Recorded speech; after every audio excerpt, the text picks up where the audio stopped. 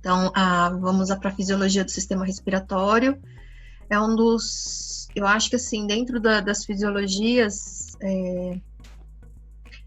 todas apresentam sua complexidade, mas a fisiologia do sistema respiratório, acho que ela é mais tranquila, né? E vocês vão ver que ela tem uma dinâmica ela está muito ligada com a anatomia mesmo, né? Não que os outros não estejam, mas assim, aqui a gente tem eu falo menos da parte molecular. Uhum.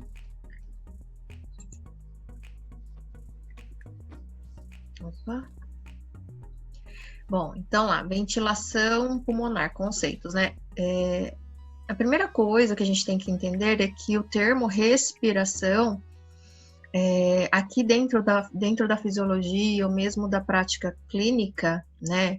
Quando eu falo prática clínica dentro de hospitais, dentro da área da saúde, a gente chama de ventilação, né? Tanto é que agora estão produzindo os respiradores, né, por causa do coronavírus, das pessoas que vão apresentar sintomas e precisa fazer a ventilação, né? Então, a ventilação é esse processo de circulação do ar, é que nem o ventilador nosso, né? Esses ventiladores, o que eles fazem? Fazem a circulação do ar, né? Então, a respiração, ela vai fazer isso, vai promover o processo de ventilação. Deixa eu colocar aqui. Então, a ventilação é o mesmo termo utilizado para respiração, é o processo pelo qual os gases são trocados entre a atmosfera e os alvéolos pulmonares. O ar flui entre a atmosfera e os pulmões devido às diferenças alternadas de pressão criadas pela contração e relaxamento dos músculos respiratórios. Aí a gente tem a fase de inspiração e expiração. Então, na ventilação pulmonar, o que a gente chama de respiração, ela consiste de duas fases, que é a inspiração e expiração.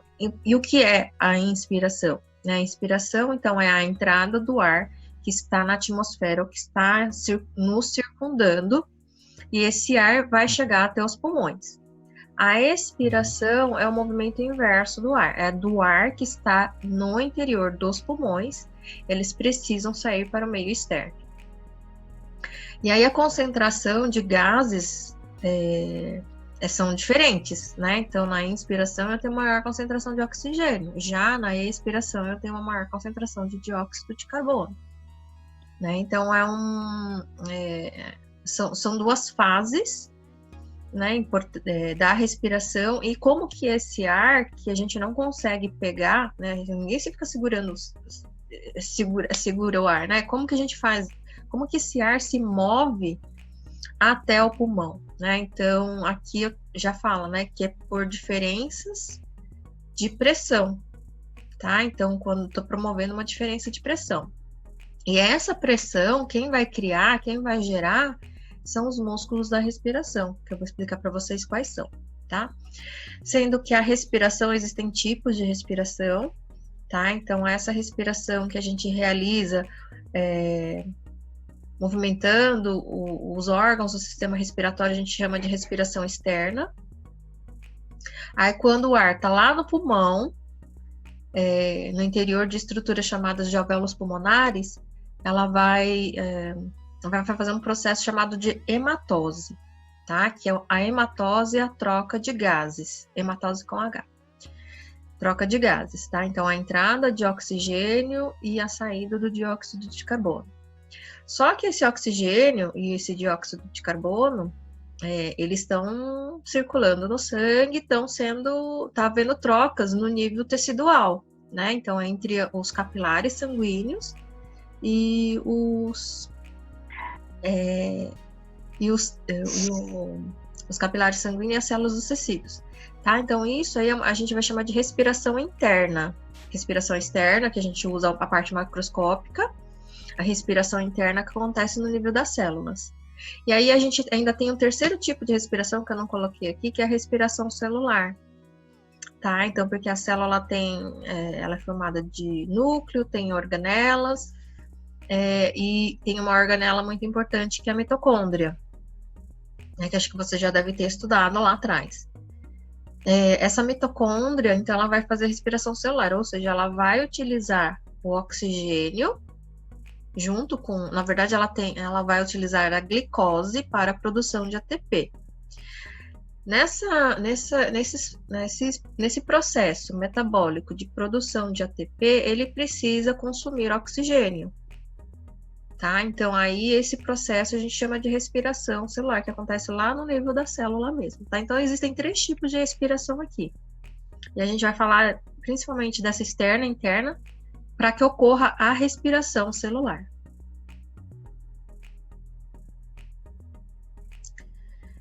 Mecânica respiratória. Então, para que haja essa alteração, para que haja essa pressão para promover o deslocamento do ar, a gente tem aqui músculos que vão promover esse movimento. Mas antes de ir para lá, vou falar um pouquinho aqui dos pulmões, tá? Nós temos 2 pulmões, o pulmão direito e o pulmão esquerdo, e eles são totalmente independentes um do outro. Tá? Então, assim, o pulmão direito não depende do esquerdo para o seu funcionamento. Eles estão localizados dentro da caixa torácica, tá? Dentro da caixa torácica. Aqui a gente está vendo as costelas aqui, os músculos, que a gente chama de músculos intercostais, ele está alojado lá. E aqui embaixo existe um músculo, que é o músculo diafragma, que é o principal músculo da respiração. Tá? Então, a gente tem aqui os pulmões. O pulmão tem uma capacidade elástica, né? Uma capacidade de expansão. A gente, quando fala assim, o pulmão não contrai, nem faz relaxamento, tá? Quem faz contração e relaxamento são os músculos. Por exemplo, aqui a gente tem um músculo, os músculos do pescoço, o músculo que está aqui na caixa torácica, o diafragma, isso sim faz contração e relaxamento. Mas o que faz o pulmão, né, para ele expandir? Ele tem um conteúdo que a gente chama de conteúdo elástico, fibras elásticas. Então, na verdade, o que acontece é que ele acompanha o movimento da caixa torácica, tá? Mas a gente vai entender isso melhor lá na frente. Então, aqui nós temos os 2 pulmões ocupando a caixa torácica. Então, aqui está o diafragma, a vista superior do diafragma e a vista inferior desse músculo. O diafragma é aquela estrutura que vai separar tórax de abdômen, tá? Então, ele separa o tórax do abdômen e aí... a gente fala que o diafragma tem forma de cúpula. O que é a forma de cúpula? É que nem tem nas igrejas, sabe? Um negócio assim, né? É cúpula mesmo, tá? Mas eu brinco aqui um pouquinho que ele tem o formato de guarda-chuva, tá? Imagina um guarda-chuva aberto. Então, aqui, essa parte aqui, essa vista de cima, é a parte mais superior da musculatura. E aqui é uma vista inferior. Dá pra ver que existe uma profundidade aqui, né? Do músculo, tá? Então, esse músculo, ele se fixa, tá vendo aqui? Ele apresenta ponto de fixação no rebordo costal inferior. Então, o que é rebordo costal inferior? Esse contorno promovido pelas costelas, tá? Então, às vezes a gente até consegue palpar aqui no tórax, o contorno, né? Principalmente esse ponto aqui o rebordo costal, tá? Então, ele tem esse ponto de fixação. E aí, essas fibras musculares, elas também estão inseridas nessa parte esbranquiçada, que é chamada de aponeurose. O que é uma aponeurose? A aponeurose é uma estrutura que parece um tendão. Parece não, ele tem uma função de tendão. O que é tendão? Tendão é uma estrutura que fixa o músculo numa parte óssea, tá? Mas, às vezes, essa estrutura de fixação do músculo, ele não tem...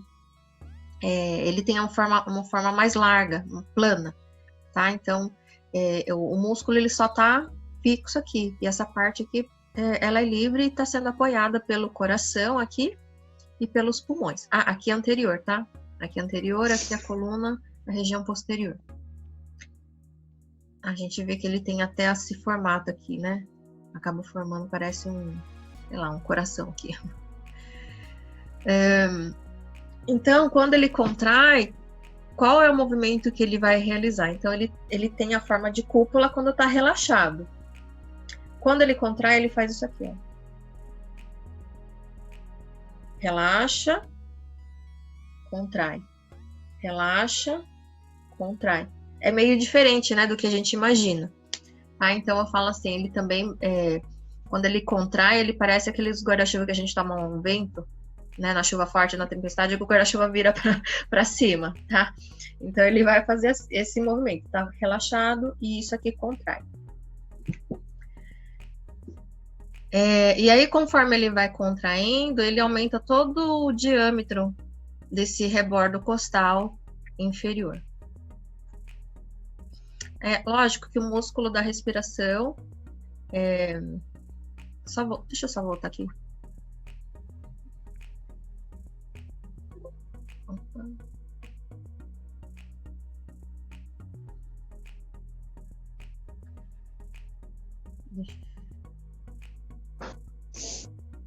Então, quando o músculo contrai, quando que ele está contraindo? Na inspiração ou na expiração? Vamos fazer o movimento, tá? Para a gente poder entender. Eu falei que assim ele está relaxado. Ele contraiu. Contraiu. Olha, relaxado, contraiu. Isso aqui é inspiração. Ele faz isso aqui na expiração. Inspirou, expirou. Inspirou, expirou. Faça esse movimento aí com vocês. Né? O que acontece? Percebam aí vocês o movimento, né, da caixa torácica. Coloca a mão lá no peito e percebam esse movimento da caixa. Né? Percebam, criança quando respira, né, criança pequena, ela utiliza o abdômen para respirar. Aí depois a gente vai crescendo, vai deixando de usar a barriga. Né? A gente começa a usar mesmo a parte torácica. Tá? Então, quando a gente usa o abdômen, né, tem algumas respirações, exercícios respiratórios que você usa a barriga, usa o abdômen para aumentar o volume de ar que entra nos pulmões. Bom, aí aqui, então, quais são os outros músculos que atuam na respiração? Então, aqui existem músculos que são inspiratórios, né? Então, que é o músculo diafragma. Aí nós temos aqui os músculos escalenos, tá? São 3 músculos escalenos, o anterior, o médio e o posterior. E eles estão fixos aqui, eles apresentam um ponto de fixação nas costelas, né? Na primeira e na segunda costela, e outro ponto de fixação na coluna cervical. Então, os escalenos, eles realmente estão aqui no pescoço, e esse músculo que está aqui na frente é o esternocleidomastoide. Tá? O esternocleido é esse aqui, ó. Tô movimentando aqui, tá? Então, esses músculos do pescoço aqui não tá colocado, mas o esternocleido também age, tá? Então, são músculos que atuam na inspiração. Por muito tempo, se achou que os músculos da respiração, esses músculos do pescoço, não atuavam na respiração basal, né? Que muito tempo os pesquisadores achavam que essa musculatura só agia no momento de respiração forçada, né? Ó. Né? Quando a gente está cansado, você puxa o ar, né? Você acaba usando o pescoço, mas depois eles analisaram através de eletromiografia e verificaram que essa musculatura também age na respiração básica. A gente tem aqui os músculos intercostais externos, né? Então, que são esses músculos aqui, os intercostais externos, que vão fazer a elevação das costelas, e o músculo que fica no dorso, chamado músculo serrátil posterior superior. É um músculo plano, pequeno, que fica na parte mais superior do tórax, tá? Que também vão atuar nesse movimento. Aí, na expiração, a gente tem basicamente o movimento de relaxamento do diafragma, né? Então, na respiração tranquila, a gente tem lá o relaxamento do músculo diafragma e dos músculos que estão no pescoço, tá? Então, existe na verdade, essa retração promovida por esses músculos. Aqui a gente pode ter uma ação dos músculos intercostais internos, tá? Então, ele está representado aqui, os intercostais Na verdade, aqui, ó. Tá? Intercostais internos aqui. E o músculo serrátil posterior inferior, que tá na porção mais baixa do tórax. Na verdade, do dorso, tá? Tá na região lá das costas. Na parte baixa das costas, na próxima região lombar. Aliás, ou melhor dizendo, na próxima região das costelas inferiores. E a gente também tem na expiração a ação dos músculos abdominais, né? Então faça aí um movimento de expiração. Solta aí o ar, né? Não comprime a barriga, né? Comprime a barriga, vai auxiliar nesse movimento. Tudo bem aqui em relação à musculatura? Tranquilo, né? Então, olha só, tá vendo uma dinâmica aqui que é promovida pela musculatura estriada esquelética e não do pulmão em si.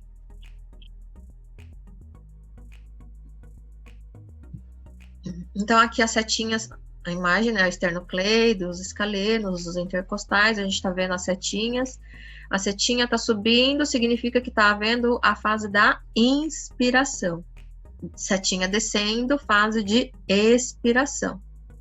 Tá? Então, a gente tá com esses dois movimentos aí. Mas a caixa torácica, desculpa. Aqui na caixa torácica, ela é formada por um esqueleto, né? Então, quem é esse esqueleto? É promovido, ou melhor, formado pela coluna torácica, né? Então, essa coluna torácica tem 12 vértebras, tá? Tem 12 vértebras formando a coluna torácica. E cada vértebra se articula com um par de costelas. Então, a gente tem 12 pares de costelas ou 24 costelas, tá? Então, aqui...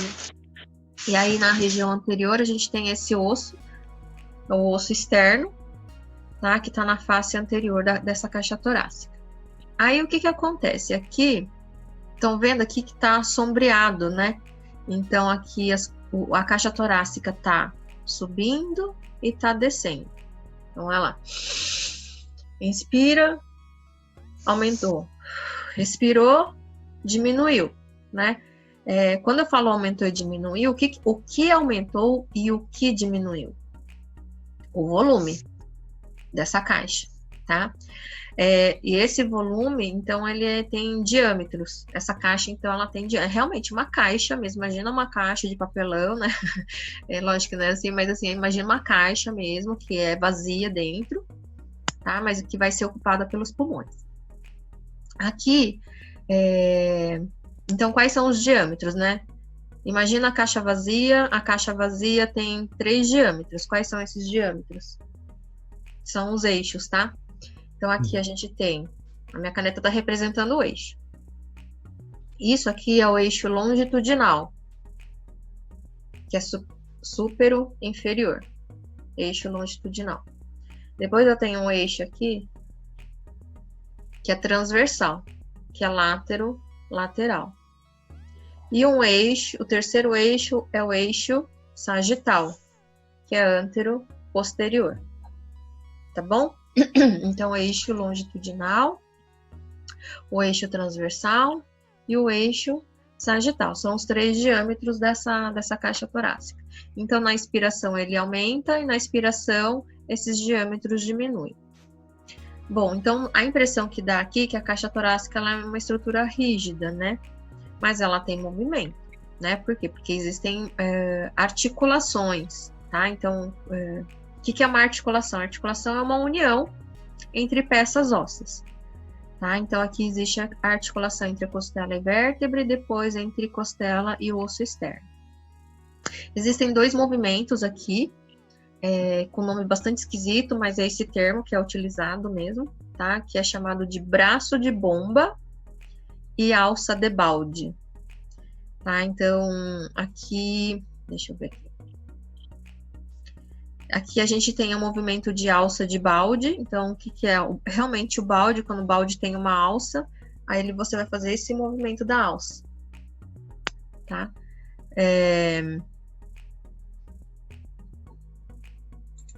Opa!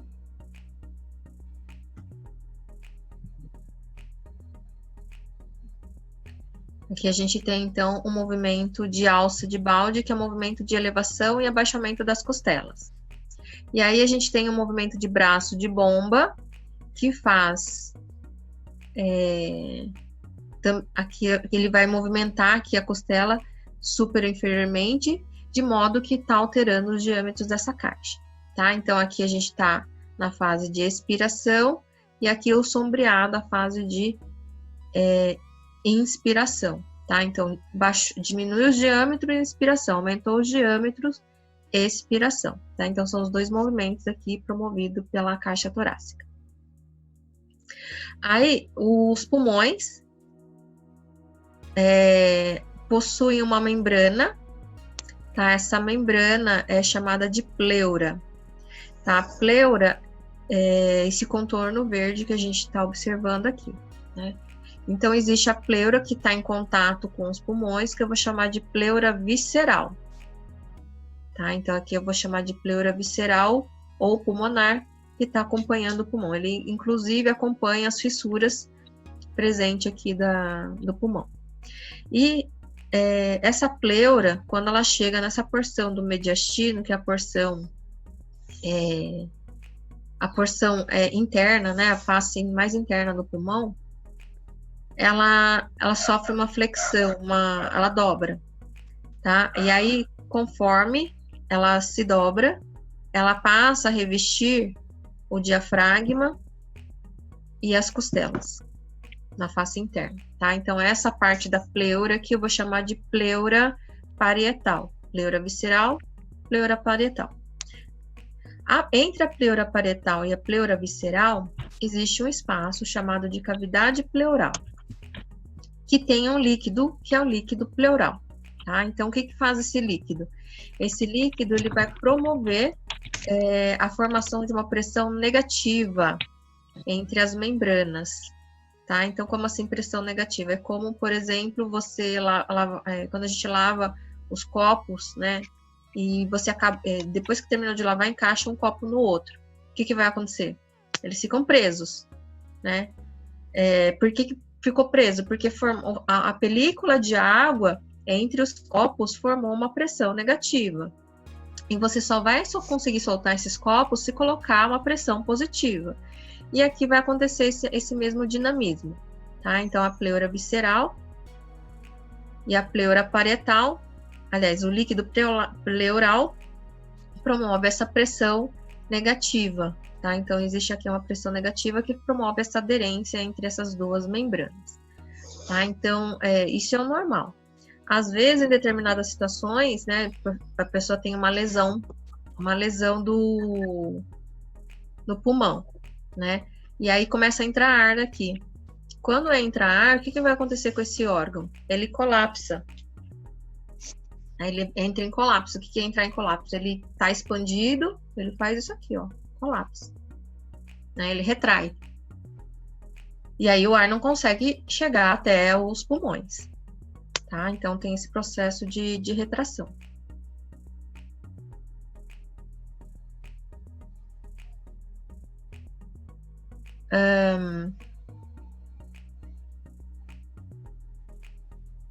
Tudo bem até aqui?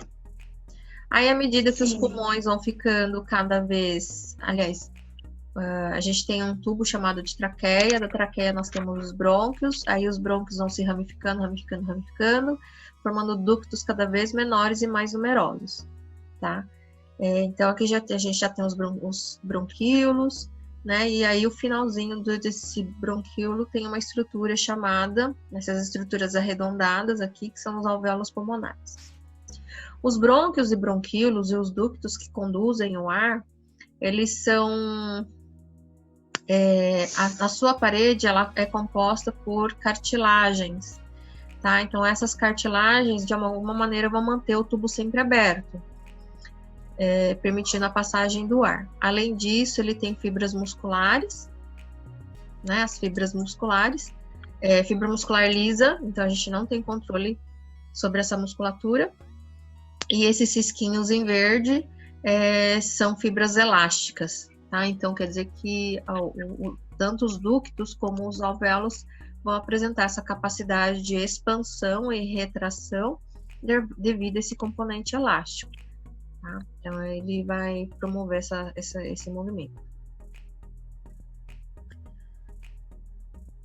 E a presença dessas fibras musculares, eles vão promover movimentos chamados de broncoconstrição e broncodilatação. Tá? Então, broncoconstrição, ele vai diminuir a luz do tubo, e aí o ar tem dificuldade de chegar até aqui, né? Até chegar ao alvéolo pulmonar. Broncodilatação, ele vai aumentar os diâmetros do tubo. Isso vai facilitar a chegada do ar até os alvéolos, tá? Então, esse movimento de broncoconstrição, broncodilatação, são movimentos normais, né? Não é nada patológico, são movimentos naturais que acontecem para regular o funcionamento do nosso organismo. Eu falo, se você sabe a fisiologia normal, você vai entender a patologia, que não adianta nada você escutar a patologia e não entender a fisiologia normal, né? Que aí a pessoa vai achar que tudo é anormal. Aí aqui, então, junto com aqueles elementos, né, ductos alveolares, os alvéolos pulmonares, cada alvéolo pulmonar, ele está aqui envolvido por uma rede capilar. Tá? Então, essa rede aqui, capilar, aqui, então aqui, ó, então a setinha, o sangue está chegando pela artéria pulmonar. Tá? Então, pela artéria pulmonar está chegando, formou a rede capilar e depois ele forma a veia pulmonar. Quando o sangue chega nesse nível capilar, é que acontecem as trocas. Tá? Então, o oxigênio consegue passar para o capilar, né? O oxigênio que está no alvéolo consegue ser captado pelos capilares e o dióxido de carbono que está aqui nos capilares conseguem entrar no alvéolo pulmonar.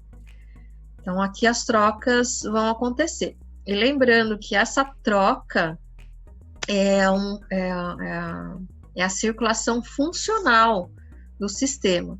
Tá? Então, aqui a circulação funcional significa que ele está fazendo essa troca para que todo o organismo possa receber oxigênio. E aí, esse mecanismo aqui eu vou chamar de hematose. Aqui é hematose.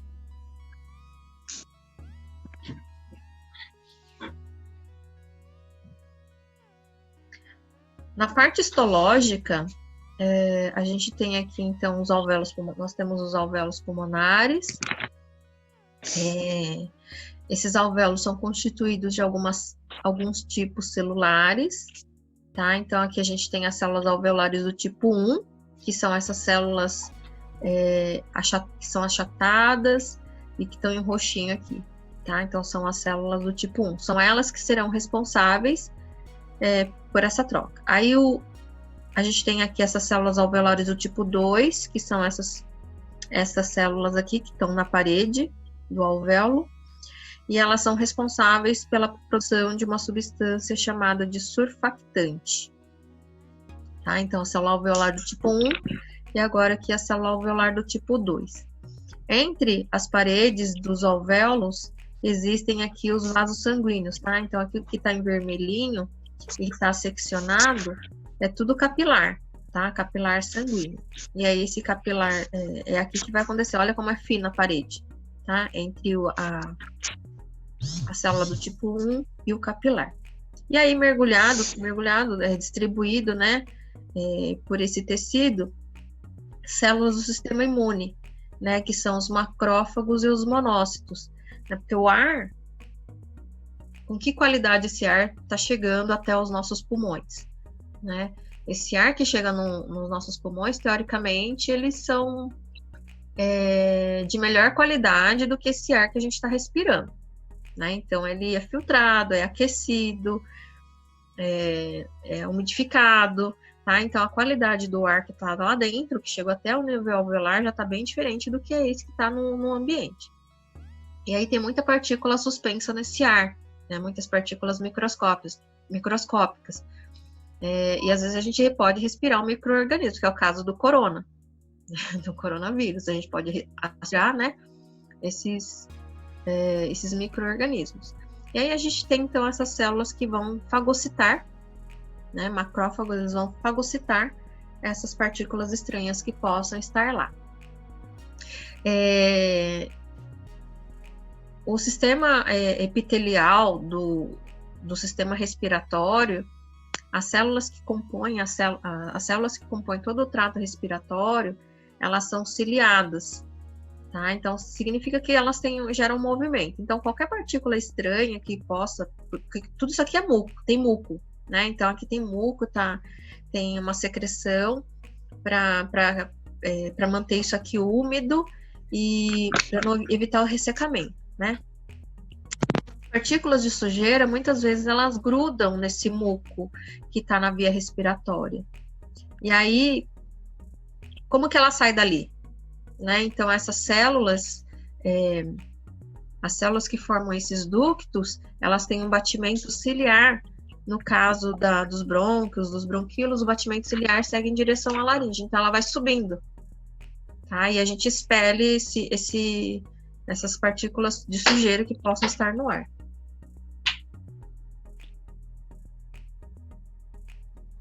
Então, e o surfactante? Aqui, então, está aumentado, aqui um capilar sanguíneo, as hemácias.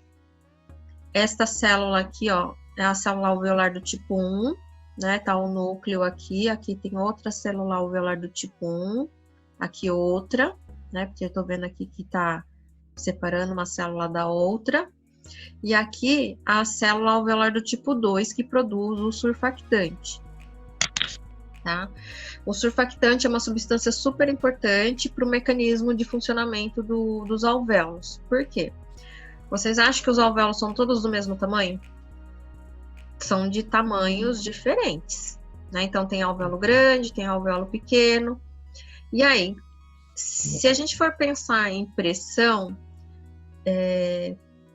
qual alvéolo tem maior pressão, sofre maior pressão, os alvéolos menores ou os alvéolos maiores? Onde que tem mais pressão? Os maiores? Os menores, na verdade, os menores é que tem mais pressão em seu interior, tá? E aí, o que acontece? Se os alvéolos menores possuem uma maior pressão, quem vai trabalhar mais? Os alvéolos menores. Os menores também. Os menores, porque como ela tem mais pressão, elas vão trabalhar mais, né? Quando eu falo trabalhar mais, significa que ela vai ter que trabalhar mais para fazer isso aqui, esse movimento de expansão, tá? Sim. Porque o alvéolo, lembra, o alvéolo ele não permanece sempre no mesmo tamanho. Ela inspira, expira, inspira, expira, por causa da retração elástica.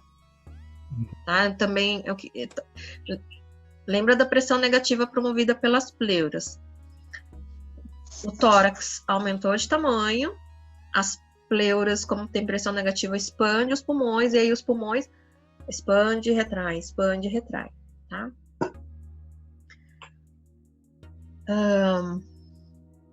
Então, eu falei aqui que aqui esse revestimento interno tem muco, né? Se é muco, significa que está úmido, né? Então tem muitas moléculas de água formando esse muco. Só que as moléculas de água, que é hidrogênio com oxigênio, esses átomos, eles apresentam uma coesão muito grande, tá? Então apresenta uma coesão muito grande, e aí isso aqui vai promover certa tensão na superfície alveolar. O que o surfactante vai fazer? Ele vai reduzir esta tensão superficial que é promovida pelas moléculas de água.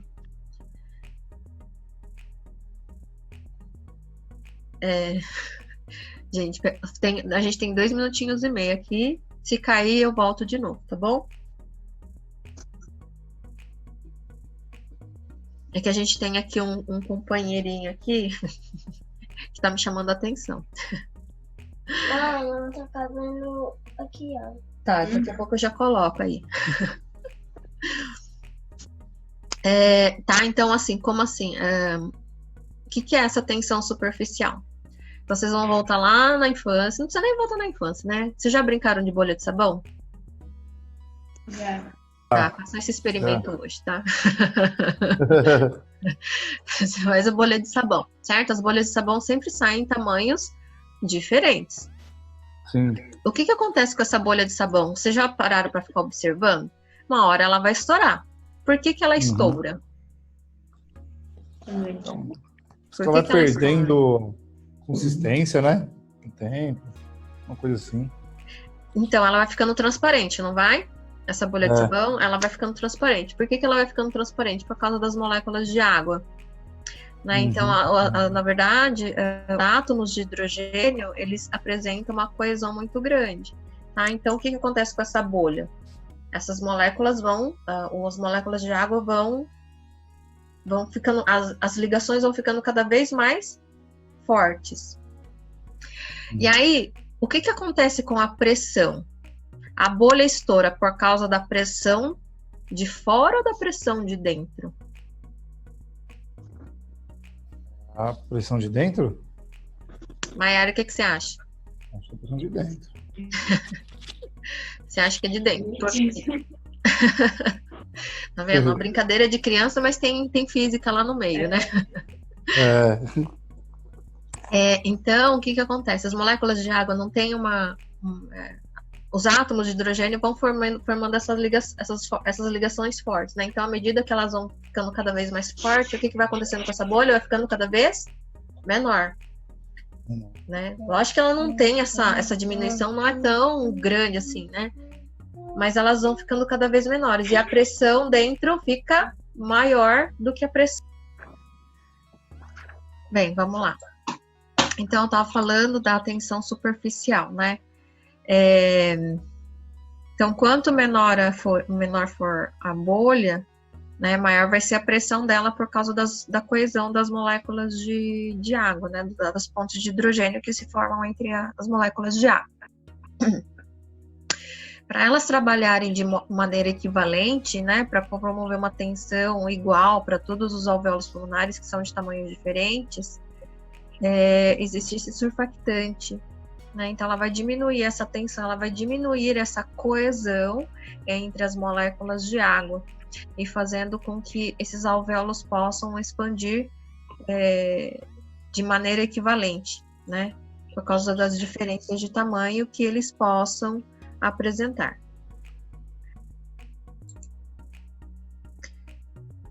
Tá? Então, para entender isso, existe um princípio da física que está relacionado com a pressão e volume, tá? Então, a pressão ela é inversamente proporcional ao volume. Aqui a gente tem uma área, essa área limitada por esse traçado, o volume representado por esse traçado vermelho, rosa, né? E os pontinhos são as partículas. Então, olha o que acontece aqui, duas situações. Se eu diminuir a área, ou seja, se eu diminuir o volume, o que acontece com essas partículas? Elas ficam mais juntinhas, elas ficam mais unidas. E conforme essas partículas ficam mais próximas uma das outras, a pressão dela fica maior. Tá? Então, quanto menor a área, maior a pressão. Aqui, outro movimento é o movimento oposto. Se eu aumento a área ou aumento o volume, as partículas têm mais espaço, ficam uma mais afastada das outras, e aí a pressão diminui. Então, aumento a área, diminui a pressão. Tá? Então, por isso que a pressão é inversamente proporcional ao volume, ou à área. Geralmente, as pressões que se falam é da pressão atmosférica ao nível do mar, né, que é em torno de 760 milímetros de mercúrio.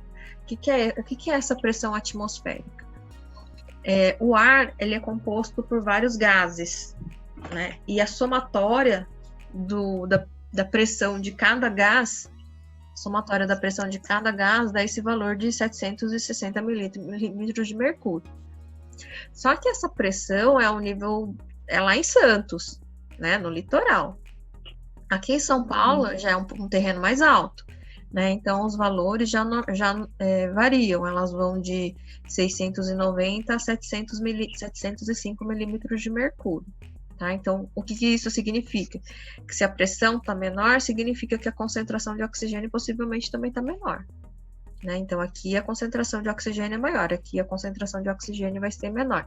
E à medida que a gente vai indo para áreas mais montanhosas, a pressão vai diminuindo cada vez mais e o ar vai ficando mais rarefeito, tá? Então, existem essas diferenças de valores. Uma coisa que a gente ouve muito, quando a gente vai ver noticiário, né? Tem as mocinhas do tempo. As mocinhas do tempo ficam lá falando como que vai ser o clima do dia, né? Todo dia tem essa informação, a gente recebe essa informação. Aí tá lá a mocinha falando assim, a gente tem áreas de instabilidade, que essas áreas de instabilidade vão de uma área de maior pressão para uma área de menor pressão. Isso ela sempre fala, né? Pode prestar atenção lá no noticiário. E aqui também vai acontecer a mesma coisa, tá? Então, essa dinâmica de uma área de maior pressão para uma menor pressão também vai acontecer dentro dos alvéolos pulmonares.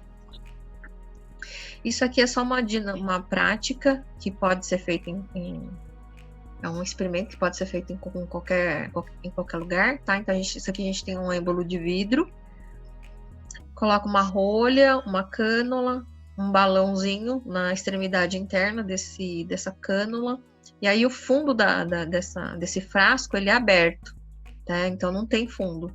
E aí é colocado um outro balão aqui. Isso aqui representa o diafragma, e isso aqui representa o pulmão. Olha lá, tá tranquilo, tá em repouso, e quando a pessoa puxa o diafragma, quando puxa, né, o fundo da garrafa, o que acontece com o ar? O ar se desloca, o ar que estava aqui, se desloca em direção à bexiga que está aqui na posição interna. Então, houve deslocamento de ar, tá? Por quê? Porque a pressão aqui dentro, entre o balão e entre a garrafa, a pressão é a mesma, não muda, né? Mas ele deslocou aqui embaixo, tá? Puxou o ar. Se solta, esse balão fica vazio novamente, tá? Então, essa é a dinâmica que vai acontecer com o processo de ventilação. Aqui eu não vou nem cobrar tanto em relação às pressões, aos valores, melhor dizendo, não vou cobrar tanto, que é 750, porque aqui tem valores, tá? Mas eu não vou cobrar isso porque cada ambiente tem uma pressão atmosférica diferente. Mas a gente precisa entender que aumenta a pressão e diminui a pressão. Então, aqui está em repouso. E quando a gente faz a inspiração, o que acontece na inspiração? Na inspiração, a respiração ela é automática, no entanto, a gente pode controlar o movimento. Tá? Então, a gente tem aqui o movimento de inspiração, contrai os músculos da respiração e o músculo diafragma. Aí, o diafragma que estava assim, ele faz isso aqui, ele abaixa. E aumentando os diâmetros da caixa torácica. Se aumenta os diâmetros da caixa torácica, ele altera a pressão. Então, a gente tem uma pressão aqui fora, e agora a gente tem uma pressão interna, que na verdade é a pressão dentro do alvéolo, é a pressão do ar dentro dos alvéolos. Aonde a pressão ela é maior, né? Então, se a caixa torácica aumentou, se a caixa torácica está maior, a pressão dentro do alvéolo fica menor, né? Então, é só comparar aqui o valor, tá? Tem um valorzinho menor. Então, se aqui dentro está menor, o que acontece com o ar? O ar se desloca do ambiente externo em direção ao alvéolo, tá? Então, é puramente mecânico. Então, na inspiração, tem a contração do diafragma, aumenta os diâmetros da caixa torácica, aumenta, então, consequentemente, o tamanho. A pressão dentro do alvéolo fica menor do que a pressão da atmosférica aqui fora do corpo. O ar se desloca de uma área de maior pressão para uma área de menor pressão. Isso é inspiração. E a expiração? Relaxa o músculo diafragma. Se quiser fazer uma inspiração forçada, contrai o abdômen. Os diâmetros da caixa torácica ficam menores, a pressão dentro do alvéolo fica menor e o ar vai de uma área, a pressão dentro do alvéolo fica maior do que a pressão do que está aqui fora, e aí o ar é empurrado do pulmão, dos alvéolos, em direção ao ambiente externo. Tá? Então, essas são as etapas para fazer o processo da expiração. Eu vou fazer um esqueminha e depois eu mando para vocês como anexo, tá? De todas essas etapas. Bom. Acho que vai ficar mais claro essa explicação, tá bom? Mas o que a gente entende aqui? Que o movimento da caixa torácica, ela vai alterando, então, o tamanho do pulmão, podendo aumentar a pressão dentro dele ou diminuindo a pressão no interior. Quando eu falo diminuição da pressão, é aqui, ó. É a pressão do ar aqui dentro, tá? Dentro de cada alvéolo pulmonar.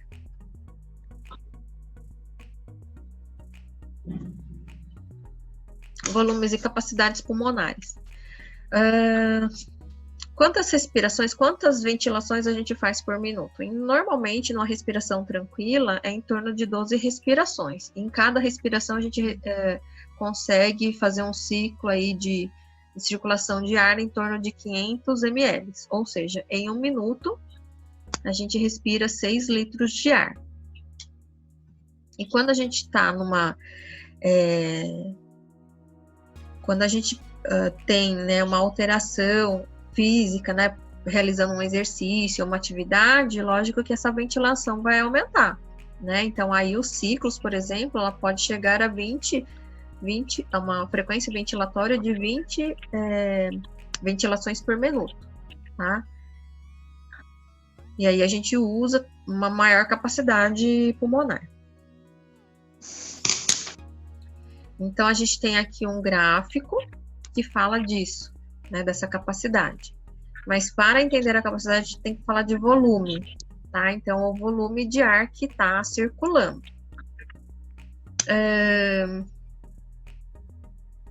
Então, esse volume de ar, né? Então, isso aqui, como que a gente registra o volume de ar que está inspirando ou expirando?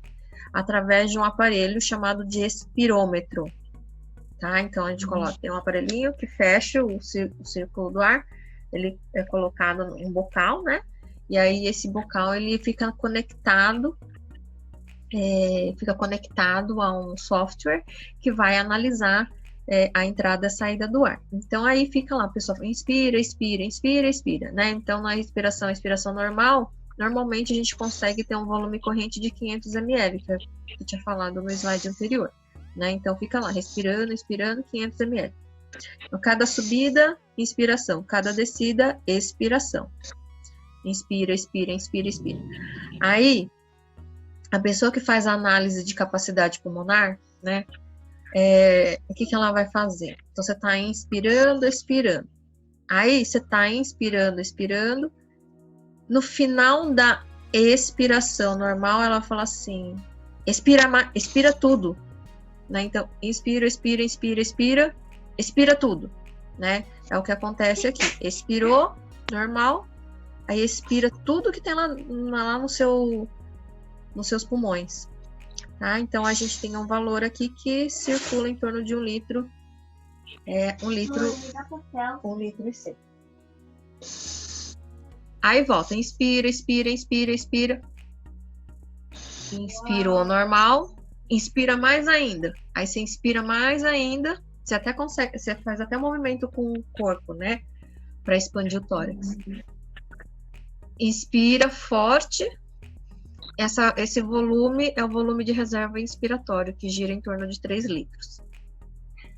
Tá? Então, expirou.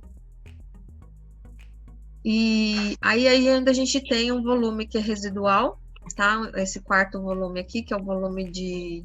Então, a gente expira... A gente não consegue expirar todo o ar que está nos pulmões, né? Fica uma reserva lá. Que é o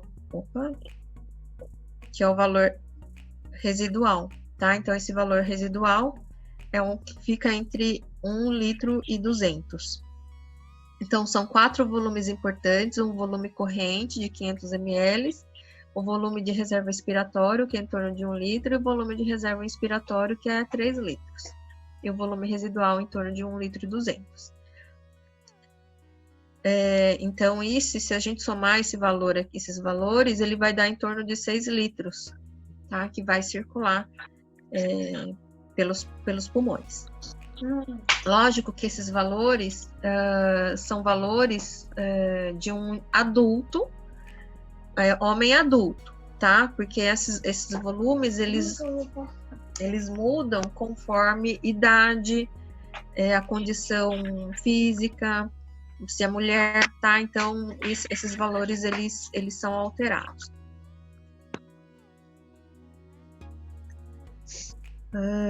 E aí, quando se fala de capacidade, a capacidade significa que é a soma de 2 ou mais volumes, tá? Então, tá aqui, capacidade é a soma de 2 ou mais volumes. Então, se eu utilizo o volume corrente mais o volume reserva respiratório, é uma capacidade. Se eu uso o volume corrente mais o volume reserva respiratório, é outra capacidade, tá? Então, as capacidades pulmonares, eles são bastante variáveis conforme os fatores que são utilizados para a sua somatória. Você já fez a espirometria? Eu não que me lembre. Eu fiz uma vez. Mas assim, tipo, você assopra, né, nesse aparelho, você assopra nesse aparelho e aí você tenta inspirar tudo que você consegue e expirar tudo que você consegue, tá? Então, esse movimento também não é só usando os músculos da inspiração que eu tô falando aqui. Ele perde até para dobrar o corpo, né? Então, você parte de uma posição por exemplo, de flexão anterior do tronco, e aí você sobe o tronco e aí você aumenta a capacidade pulmonar, tá? Assim, a gente está falando de músculos inspiratórios, expiratórios, o que estão na caixa torácica, mas existem, por exemplo, se eu ficar abrindo o braço, isso aumenta a capacidade respiratória pulmonar, né? Que expande o tórax, tá? Então, isso também aumenta o volume corrente na respiração. Bom, aí aqui a gente vai falar de pressões isoladas, tá? Então, a gente tem aqui as pressões de dióxido de carbono e pressão de oxigênio. Dentro dos alvéolos, isso aqui são valores que tá no ar atmosférico, tá? Então, aqui dentro do alvéolo, a pressão de CO2 é em torno de 40 e a pressão de oxigênio é em torno de 100. Tá? Então, tenho uma maior concentração de oxigênio do que de dióxido de carbono no interior dos alvéolos. E qual que é essa pressão no sangue? Né? Então, a pressão de oxigênio e pressão de dióxido de carbono no sangue que está no pulmão, que chega no pulmão, então, ó, a PCO, a pressão do dióxido de carbono é 40. E aí, a pressão de oxigênio é 105 aqui, né? 100, 105, tá? Então, são valores iniciais. Então, esses valores iniciais, elas vão circulando. Então, olha só, estava lá no alvéolo, entra no capilar sanguíneo, segue pela corrente circulatória, vai até o coração. Do coração, ele é distribuído para todas as células do corpo. Quando os vasos sanguíneos chegam a todas as células do corpo, né, nesses capilares chegam às células do corpo, elas encontram, então, uma pressão que está dentro da célula. Qual que é a pressão dentro da célula? Dentro da célula, a pressão de oxigênio é 40 e a pressão de dióxido de carbono é 45. É diferente o valor aqui, né? A pressão, pressão de oxigênio no sangue é 100, mas dentro da célula é 40. Aí o que acontece? Tem diferença de pressão. Uma área de maior pressão segue para uma área de menor pressão. Então, o ar que estava no capilar segue em direção à célula. E aqui a pressão do dióxido de carbono dentro da célula em torno de 45. Dentro do capilar é 40. Então, aonde é menor? Aliás, onde é maior? A pressão dentro da célula é maior, então aí o dióxido de carbono sai, porque aqui dentro a pressão é menor. Tá, o valor é pequeno, né? Aqui é o valor 45 para 40 é pequeno, mas existe diferença, tá? Então aí o dióxido de carbono sai, aí vai viajando por esses valores, né? De 45 e 40, olha aqui, ó, 40 de oxigênio, 45 de dióxido de carbono. Aí vai circulando pelas veias até chegar no pulmão, no coração. No coração, o sangue é mandado para os pulmões, né? Então, aquele valor que a gente encontrou dentro da célula é a mesma que está lá nas veias do pulmão. E aí, ele vai encontrar a pressão que está dentro do alvéolo. Qual que é a pressão dentro do alvéolo? É 40, aquele valor inicial que a gente viu, de óxido, e pressão de 105 do oxigênio. Aí, o que acontece? Onde é maior do dióxido de carbono? Dentro do capilar, e do alvéolo pulmonar é menor. Então, se a pressão é maior, vai para uma área de menor pressão. Mesma coisa com o oxigênio. Aqui a pressão do oxigênio ela é maior e aqui é menor. Então, uma área de maior pressão para uma área de menor pressão. E começa tudo de novo. Todo esse circuito. Você entendeu? Sim. Tá? Então, sempre a gente tem que entender que é sempre de uma área de maior pressão para uma área de menor pressão. Independente se é no movimento da caixa torácica ou se é no movimento de transporte de gases do alvéolo para o capilar e aqui embaixo do capilar para as células do corpo. Tá? Então, sempre o que vai promover são as pressões. E isso aqui, de alguma forma, está ligado com concentração, né? Aqui, então, significa que eu tenho mais concentração de oxigênio, aqui eu tenho uma menor concentração de oxigênio. Aqui eu tenho uma maior concentração de dióxido de carbono, menor concentração de dióxido de carbono. E aí, lembrando, por que esse oxigênio vai chegar ao nível celular? Para fazer respiração celular, tá? Que a célula, então, ela utiliza a glicose para a produção de ATP, né? Então, isso vai acontecer numa organela chamada de mitocôndria, e aí uma parte do processo chama-se fosforilação oxidativa, né? Então, ele precisa do oxigênio para a produção dessa molécula, a produção do ATP, tá? Então, aí o resíduo metabólico, um dos resíduos do metabolismo da produção de ATP é a produção do dióxido de carbono. Tá? Então, aí o dióxido de carbono precisa ser eliminado do organismo. Tá? Isso aqui é um indicativo de saturação, de oxigênio no sangue. Tá? Então, existem uns aparelhinhos aí que fazem essa detecção. Como que o oxigênio e o dióxido de carbono são transportados?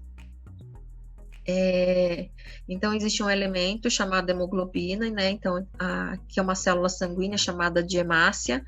A hemácia ela é formada por 4 cadeias polipeptídicas, e cada cadeia tem um pigmento não proteico, tá? Então, não tem proteína na sua composição, que está aqui a fórmula molecular dela. Tá? Não tem proteína na sua composição, e tem um íon ferro, tá?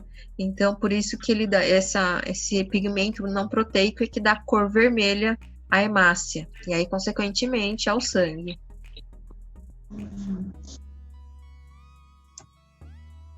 Então, como que o oxigênio chega até as células do nosso corpo, né? Tá aqui o alvéolo, aqui a circulação de sangue oxigenado e aqui a circulação do sangue que tem mais dióxido de carbono. O oxigênio ele pode ser difundido no plasma sanguíneo na forma líquida, mas isso é bem pouco, tá? Em torno de 1,5% que ele está nesse estado líquido. Mas a maior parte dele, que é 98,5%, é transportado com a hemoglobina. Tá? Então, o oxigênio combina com a hemoglobina se converte em oxihemoglobina, que é o HbO2, e aí ele consegue alcançar todas as células do nosso corpo, tá? Através da hemácia. Então, ele tem um transportador aí. E o dióxido de carbono? o dióxido de carbono aqui a gente tem formas diferentes de transporte, tá? Então, aqui cerca de 70% do dióxido de carbono, ele vai combinar com a molécula de água. Tá? Então, o dióxido de carbono combina com a molécula de água. Quando ele combina com a molécula de água, uma enzima chamada de anidrase carbônica, ela vai converter essa reação nessas resultantes, tá? Então, ele vai liberar hidrogênio e HCO3. Isso aqui, o HCO3, é o íon bicarbonato, tá? Então, significa que o dióxido de carbono, ele é transportado na forma de íon bicarbonato pelo sangue. Isso aqui geram sistemas. Isso aqui, então, o bicarbonato é básico, e o hidrogênio é ácido, tá? Então, muitas vezes o sangue pode se tornar acídico ou básico, tá?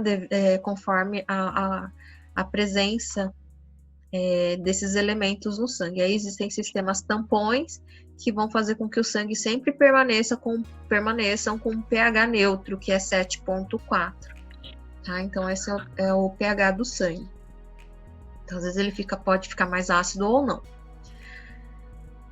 E cerca de 23% desse dióxido de carbono, ele pode se combinar com a hemoglobina, né? Então, ele pode ser transportado aqui, carrega o oxigênio, deixa o oxigênio aqui, se liga no dióxido de carbono e vai até os pulmões, tá? Então, é uma forma de utilização também da hemoglobina.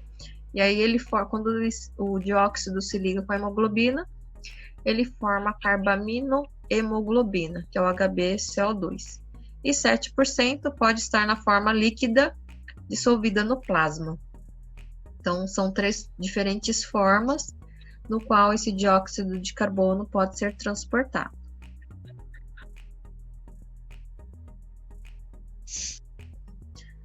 Aqui, intoxicação por CO2, né? Então, o monóxido de carbono liberado pela queima incompleta de combustíveis fósseis e pela fumaça dos cigarros combina-se com a hemoglobina de uma maneira mais estável do que o oxigênio, formando a carboxihemoglobina. Desta forma, a hemoglobina fica impossibilitada de transportar o oxigênio, podendo levar à morte por asfixia. Então, o que é o monóxido de carbono? Né? Então, o monóxido de carbono é resultado, por exemplo, da queima do diesel, da gasolina, tá? Então, os carros, por isso que os carros precisam dessa, né? Por um tempo aqui em São Paulo houve essa regulação dos veículos que eliminam muita fumaça, né? Então, essa fumaça, ela contém monóxido de carbono. E aí, o que acontece? Esse monóxido de carbono, ele se liga mais fácil do que a hemoglobina, do que a hemoglobina na hemácia, né? Então, aí fica competindo o monóxido de carbono com o oxigênio. Se isso aqui é mais estável do que o oxigênio, a gente pode morrer por intoxicação, né? Então, por exemplo, aqui em São Paulo, né, tem muitos túneis. Não sei se você já percebeu, mas na entrada do túnel sempre tem uma placa. Em caso de congestionamento dentro do túnel, desliga os motores, né? Então, por quê? Tem que desligar, porque aí para de produzir monóxido de carbono. E tanto é que lá dentro dos túneis tem parecem umas turbinas de avião, né? As turbinas de avião, é um ventilador, né? Que serve para fazer a circulação do ar, né? Então, é bastante perigoso ficar num túnel fechado e sem circulação do ar, sem a ventilação necessária. Aqui, só para a gente ter uma ideia, né, da composição química do ar, né, a gente já falou que ele tem a pressão em torno de 760 milímetros de mercúrio, tá? Então, dentro desses 760, 78% é nitrogênio e 21% é oxigênio, né? E o restante, a gente tem uma concentração muito menor de outros elementos. Então, mesmo a gente respirando muito ar, ainda tem muito oxigênio ali, tem muito nitrogênio, tá?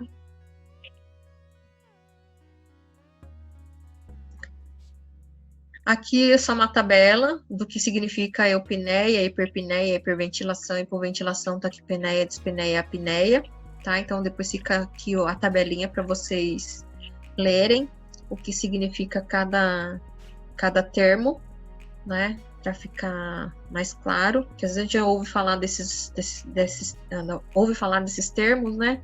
A gente precisa saber o que é. E aqui algumas condições que alteram a ventilação pulmonar, tá? Então, são algumas condições que alteram. Esse aqui é o aparelhinho que eu falei para você, né? Que identifica a saturação. Né? Então, às vezes a gente vai no hospital, a enfermeira vai lá e coloca um aparelhinho na gente e fala assim, saturação de tanto. Né? Significa que é a concentração de oxigênio que está circulando, tá? Então, o aparelho, você vai na farmácia, tem até, né? Para vender. Não, é bem baratinho esses aparelhos. É bom que ele verifica a frequência cardíaca, alguns fornecem valores de pressão arterial e também saturação, né? Então tem umas coisinhas que a gente pode ter em casa. Então aqui a gente tem a respiração normal, a ventilação normal. No caso da enfisema, que é a destruição dos alvéolos, né? Então, o enfisema pulmonar, a gente ouve falar a relação do enfisema pulmonar com quem fuma, né? Quem é fumante.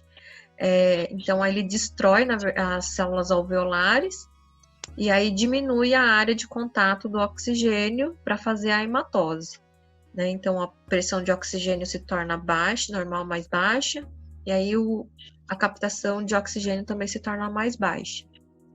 Então, o valor que a gente viu lá no slide era de 105, né? Então, esse valor pode reduzir para 90, tá? Então, pode ir diminuindo cada vez mais a captação de oxigênio pelos capilares. Doença fibrótica do coração, que significa que o alvéolo fica com espessamento, tá? Então, esse espessamento dificulta, porque a parede fica mais grossa, e aí o oxigênio não consegue passar de uma maneira mais eficiente até o nível do capilar, tá? Então, aí a pressão também de captação ela é baixa. Edema pulmonar, popularmente conhecido como água no pulmão, né? Então, aí o que acontece aqui significa que o capilar fica mais afastado dos alvéolos, né? Aumenta aqui a distância, e para o oxigênio chegar até aqui, ele leva mais tempo. Né? Não é tão simples assim, ele vai percorrer aí uma distância, então a pressão fica baixa também. E na asma ou bronquites, né, que ocorre estreitamento das vias aéreas, tá? Então esse estreitamento das vias aéreas não permite um volume adequado de oxigênio, de ar, né, até os alvéolos, e aí também diminui a pressão com que o ar é captado. Então, são só algumas condições que podem alterar a ventilação pulmonar ou ventilação alveolar. E é isso.